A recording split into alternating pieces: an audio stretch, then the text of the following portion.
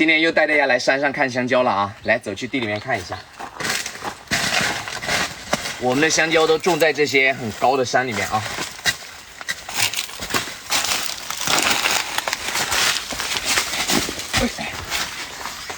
看一下，这个是刚刚出雷的香蕉啊，大家可以看一下。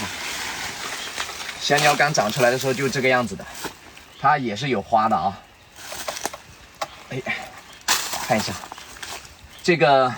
这上面的这个在保护这个果实啊，下雨的时候就不会被冲到了啊。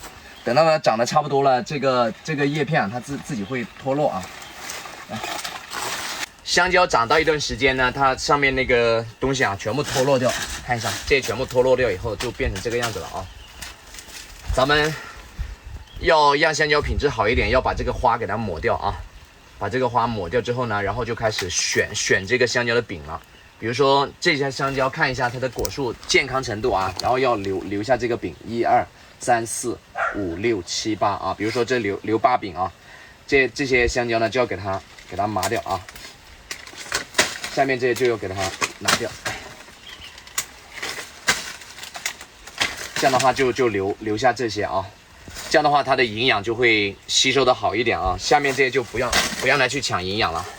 现在带大家去看一下熟的香蕉啊。我们找一点熟的香蕉，在上面这一块地就有一些香蕉已经饱满了啊。上面那一颗看到吗？叶子比较少啊，应该就饱满了。扛个梯子上去看一下。啊。这个饱满了就可以给它摘下来了。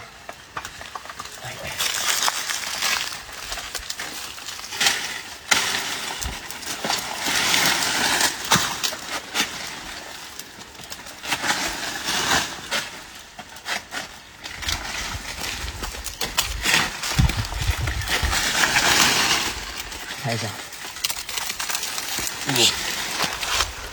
香蕉要倒了。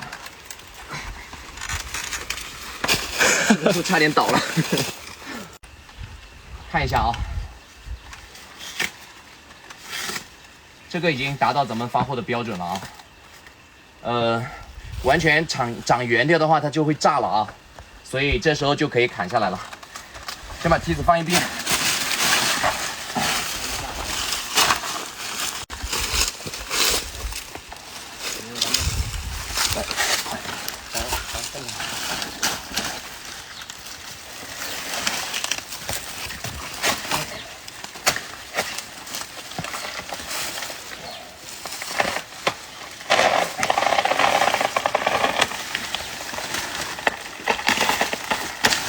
哎呦，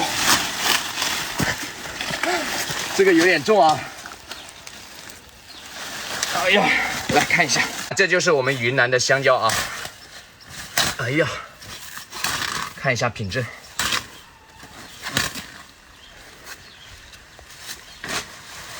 哎呀，非常不错。